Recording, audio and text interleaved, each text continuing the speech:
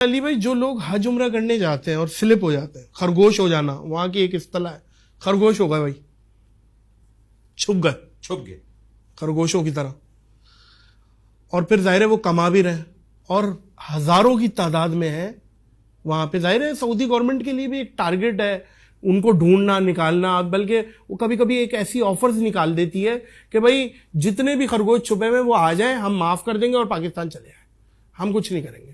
اس طریقے کا میرا خود ایک بڑے قریبی رشتہ دار پہنچا، وہ 2 سال اس نے کمایا بھی، گھر میں بھی پیسہ بھیجا.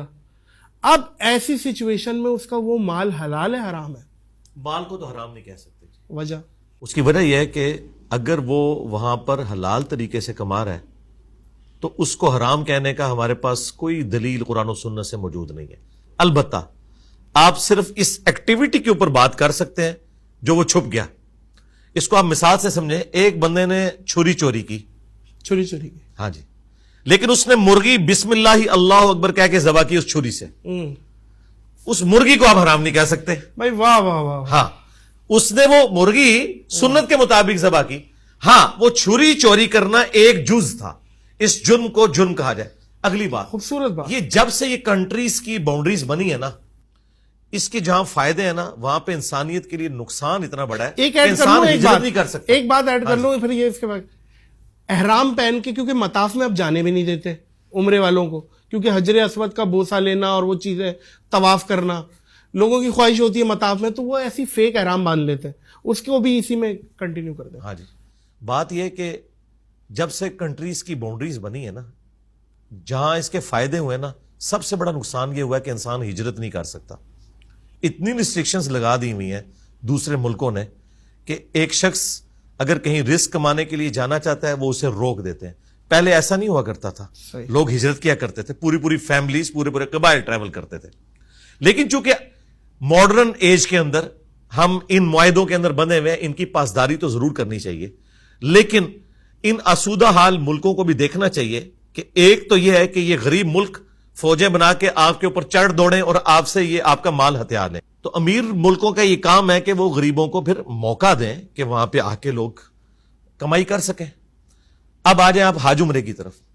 حج عمرے میں بھی یہ جو ریسٹرکشن سعودی حکومت کی طرف سے لگائی گئی ہیں نا، یہ غیر شرعی ہیں. اسلام میں آپ کسی کو مکے مدینے آنے سے روک نہیں سکتے جس کے پاس لا الہ الا اللہ محمد رسول اللہ کا پاسپورٹ موجود ہے. سبحان اللہ، بالکل نہیں روک سکتے. سورہ حج میں اللہ تعالیٰ نے واضح فرمایا کہ جو حرم ہے نا، حرم مکہ، یہ وہاں کے رہنے والوں کے لیے اور باقی سب آنے والوں کے لیے یکساں ہے.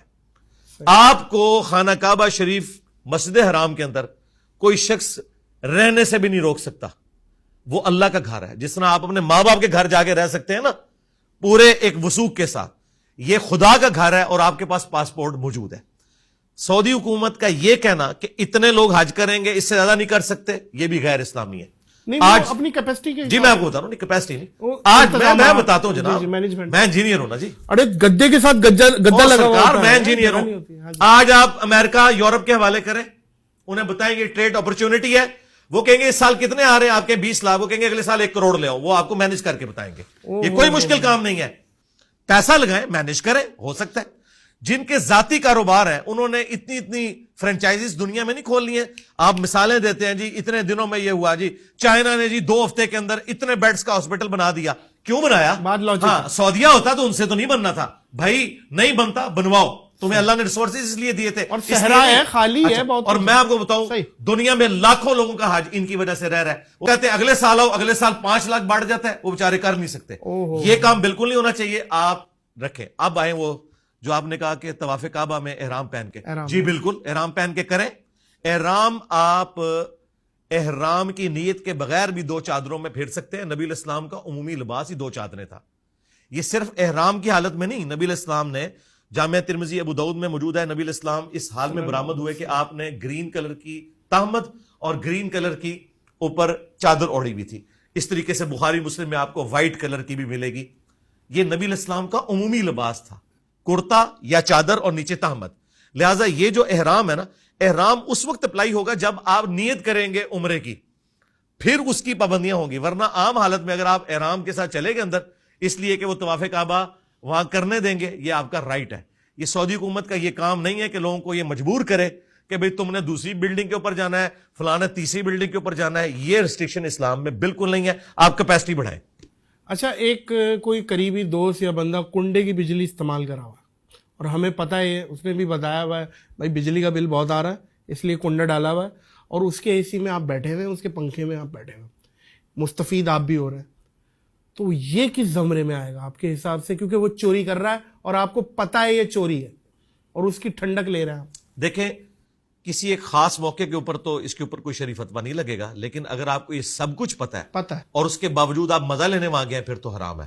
لیکن اگر آپ صلہ رحمی کے لیے گئے کہ مثلا آپ کا کام تھا، وہ آپ کی بہن کا گھر ہے، آپ اپنے بہنوئی کو ملنے گئے ہیں، اب آپ اس کو یہ نہیں کہہ سکتے کہ تو چرچ کا کاروبار کرتا ہے، تو بینک کے اندر جاب کرتا ہے، تو نے تو کنڈا لگایا ہوا ہے. یہ معاملہ وہ اللہ تعالیٰ کو خود جواب دے ہے، اس کا وبال اس کے اوپر ہوگا. لیکن اگر آپ وہاں چسکے کے لیے بیٹھتے ہیں کہ میں بھی ٹھنڈک لے کے یہاں بیٹھوں، 5 منٹ کے لیے آیا تھا جی 5 منٹ کے لیے آیا تھا لیکن میں 5 دن رہوں گا، چلو میں اپنی گرمیاں گزاروں، پھر تو بالکل حرام ہے. اور اس کو سپورٹیو حدیث ہے صحیح مسلم میں، گناہ وہ جو تیرے دل میں کھٹکے اور تو اس بات سے آر محسوس کرے کہ لوگ اس پر مطلع ہو جائیں گے. واہ، یہ گناہ کی ڈیفینیشن ہے. واہ.